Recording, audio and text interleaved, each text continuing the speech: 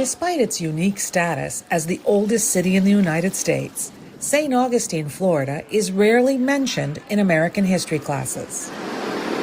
I think it's because it's Spanish colonial history that we're talking about. Some people might say it's Anglo-biased. For the longest time, St. Augustine and Florida were part of the Spanish Empire. St. Augustine did not become part of the United States until 1821, centuries after Spanish explorers colonized the port city in 1565. Castillo de San Marcos, the city's oldest structure, was built in 1672 to fend off British attacks. Whoever controls the city of St. Augustine and that fortress at the time controlled the territory of Florida. The far more modest Fort Matanzas, built by the Spanish in 1742, guarded the city's rear entrance. Just a back entryway, make sure no surprises sail in it. Both forts are now big draws for tourists, a main source of income for the city. More than 3 million people visited St. Augustine between July 2021 and June 2022. Stop number 10, the Lightning Museum. Many are day trippers. The city wants them to stay longer.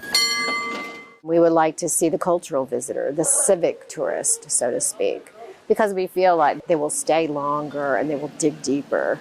Most of the original buildings are gone, but the traditional Spanish-style plaza and streets laid out in a grid are lasting influences of the city's first non-indigenous residents. The narrow streets, the small city blocks, and they survive as the oldest part of St. Augustine.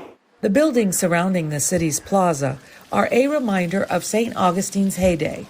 In the 1870s, an industrialist named Henry Flagler built 3 opulent hotels. He saw that wealthy northerners had discovered that St. Augustine had warm weather and sunshine in January.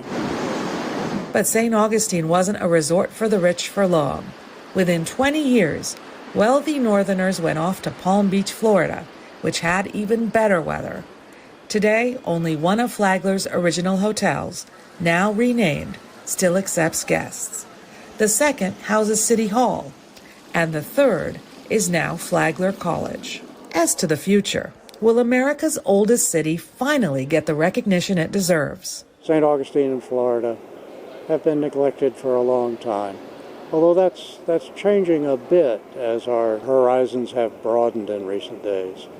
Centuries after its founding, this historic city waits to be discovered by a modern audience.